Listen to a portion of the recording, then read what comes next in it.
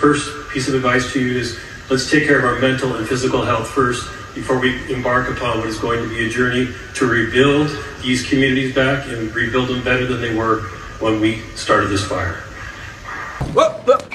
Have you seen the speed with which they just said, oh, and now we're going to put into the food supply? Or, recently the bivalent boosters, for example, were approved based on 8 mice. Right.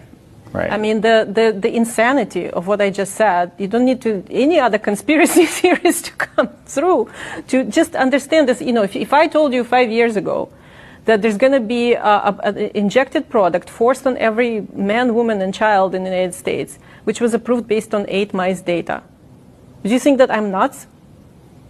Well, yeah, and I would think that I'm nuts at that time. But this is the reality. This is what happened. And then they just, by diktat, they decided to, now we're going to inject all cattle with this stuff.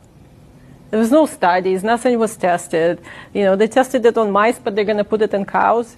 I don't actually know the state of deployment, but maybe you can explain that to me. Well, they're basically putting a bunch of money in front of, cattlemen associations, agricultural associations, and they're saying, well, no, now we're going to convert all the, either convert the previous cattle vaccines or just, new mRNA shots for cattle. For what reason? What is the emergency with cattle? Is there a pandemic of cows of some sort that we haven't heard of? Why all of a sudden they need to be injected with mRNA?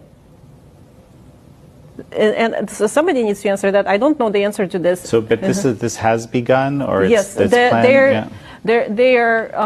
have been news reports that.